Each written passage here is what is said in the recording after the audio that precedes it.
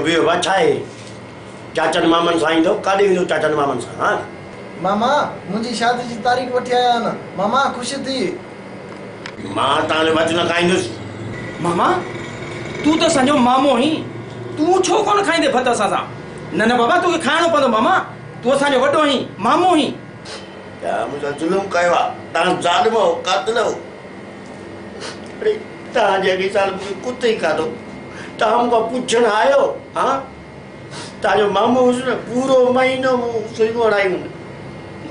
गड़ में पूछो तो हाल मामे कुत्ते खादो या कुत्ते के एकड़ो बोझो जो हाल मुझे अंदर चढ़िया अॼु ताने कुत्ते दिशू कजो बाव बाव बाव मामा कुत्ते तो के चकयो असा के तका खबर ही काने तो के कुत्ते चकयो कुत्तो ताजो ताके खबर काने हां ताने कुत्ते ताके न बुधाई ताई मामे के मैं चकणी आयो कुत्तो ताए गुगुआ कौन खाई मां बात हेलो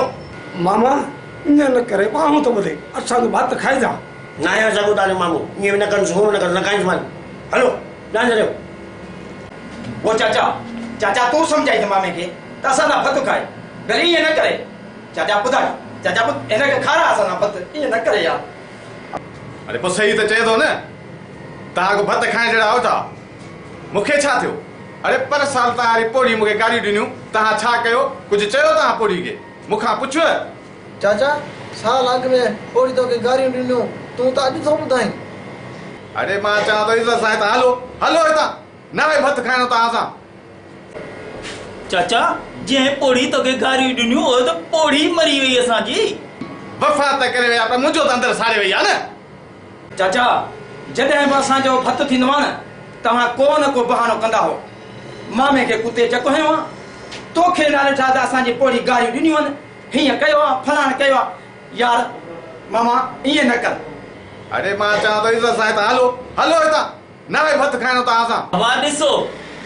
अदा जी शादी करण आया हूं त हाने चाचा मामा सब कावड़ जी व्यान हाने ता बुधायो ता वट भत में कदा ये थियो